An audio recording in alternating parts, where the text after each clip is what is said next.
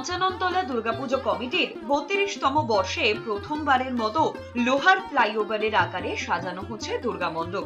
অভিনব এই ভাবনার মধ্যে দিয়ে এক অন্য মাত্রা যোগ করতে চলেছে চুঁচুড়ার পঞ্চাননতলা দুর্গাপুজো কমিটি তাদের 32তম বর্ষের পুজোয়। এবছর তারা বেছে নিয়েছে নের ছোট ক্ষতি নেই আকাশ তো বড়। মণ্ডপ সজ্জার শিল্পী সৌরভ ঘোষ জানিয়েছেন, ফ্লাইওভারের নিচের রাস্তা থাকবে সবার জন্য উন্মুক্ত। কাঠ, প্লাই এবং সম্পূর্ণ লোহার ফ্রেম দিয়ে তৈরি এই সজ্জায় বিশেষ গুরুত্ব দেওয়া হয়েছে মানুষের নিরাপত্তার দিকে। শিল্পীরা আমাদের যে ভাবনাটা প্রাথমিকভাবে জানিয়েছেন সেটা অভূতপূর্ব। আর বিগত বছরের এই শিল্পীরাই কাজ করেছিলেন এবং সেটা সারা পশ্চিমবঙ্গে একটা আলোড়ন ফেলে দিয়েছিল তাদের কাজটা। আমরা আল্ট্রাটেক সিমেন্টের 7 ওয়ান্ডার্স হয়েছিলাম গোটা পশ্চিমবঙ্গে।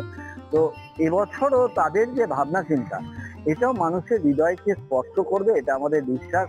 আমরা এখানে একটা বিষয় তুলে ধরতে চাইছি, যে বিষয়টা হলো মানে সমাজের একটা শ্রেণীর মানুষ যারা প্রান্তিক, তাদের কথা হয়তো সবাইকার মনে পড়ে না, ভাবে না।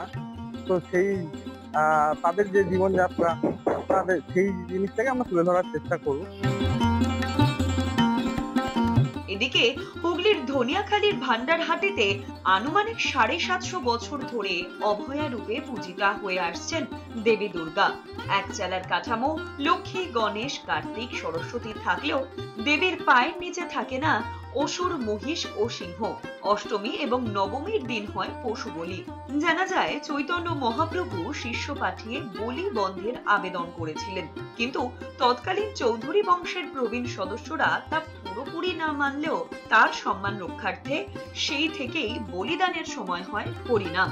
আমাদের এখানে পুজো 750 বছর আগে থেকে চলছে। যেটা আমরা শুনি যে আমাদের এখানে অষ্টমী এবং নবমীর দিন বলি প্রথা চালু আছে। শ্রী চৈতন্য মহাপ্রভু তিনি তার শিষ্যকে পাঠিয়েছিলেন আমাদের এখানে, যে বলি যদি বন্ধ করা যায়।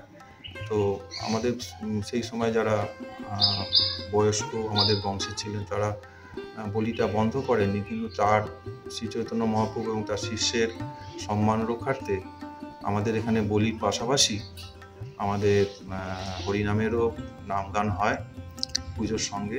সপ্তমীর দিন ছাঁচি কুমড়ো, আখ আর লেবু, বাতাবি লেবু। আর অষ্টমীর দিন হচ্ছে ছাগ, ছাঁচি কুমড়ো আর আখ। নবমীর দিন হচ্ছে 5 রকম বলি হয়, ছাগ, ছাঁচি কুমড়ো, আখ, কলা, লেবু।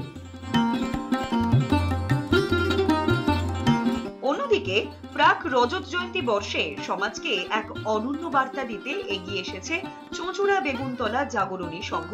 এবারের দুর্গোৎসবে তাদের থিম মুক্তি। এই থিম সম্পর্কে শিল্পী আশিস দাস বলেন, একবার আমরা বেড়াতে গিয়ে প্রত্যক্ষ করি কিভাবে একটি ছোট্ট শিশুকে শ্রমের বিনিময়ে অর্থ উপার্জন করতে হচ্ছে। সেই দৃশ্য থেকেই এবারের এই থিমের ভাবনা আসে। আমরা বেগুনতলা জাগরণী সংঘ প্রতি বছরই সমাজ সচেতনমূলক থিম মানুষকে উপহার দিয়ে থাকি। এবার আমাদের থিম মুক্তি। এই মুক্তি থিম বেসিক্যালি আমাদের যে শিল্পী আছে আশিস দাস, সে 19 সাল থেকে আমাদের সঙ্গে কাজ করছে। আমরা একটা জায়গায় ট্যুরে গিয়ে দেখতে পাই যে শিশু শ্রমিকদের প্রতি লাঞ্ছনা।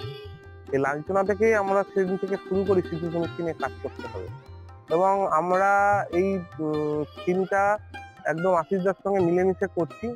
আমার ভাবনা থেকে এটাই বার্তা দেবো যে আপনারা আসুন, শুধু একটা থিম হিসেবে দর্শন করবেন না। আপনারা এটা আপনাদের কাছে অনুরোধ রইল। আপনারা ভাবুন, আপনার ঘরের বাচ্চাটা যেমন বাচ্চা, এই শিশু শ্রমিকটা যেমন বাচ্চা। আপনার যতটা সামর্থ্য এদের পাশে গিয়ে দাঁড়ান এবং এদের জন্য একটা জায়গা তৈরি করুন সবাই মিলে। আমি তো ব্যক্তিগত আমার একটা এনজিও আছে, তাতে আমরা কাজ করছি এবং আমারও একটা টার্গেট রয়েছে এদেরকে নিয়ে পরবর্তীকালে একটা শিক্ষার মূল স্রোতে ফিরিয়ে আনা। তো আপনাদের কাছে একটা আবেদন জানাবো যে আপনারা সবাই মিলে পাশে দাঁড়ান, এদের পাশে দাঁড়ান। আপনার ঘরে বাচ্চা নেন বাচ্চা, সমাজের অন্যান্য শ্রেণী যেমন বাচ্চা, এরও একটা শিশু। হুগলি থেকে সুমন করাটির রিপোর্ট, এস নিউজ।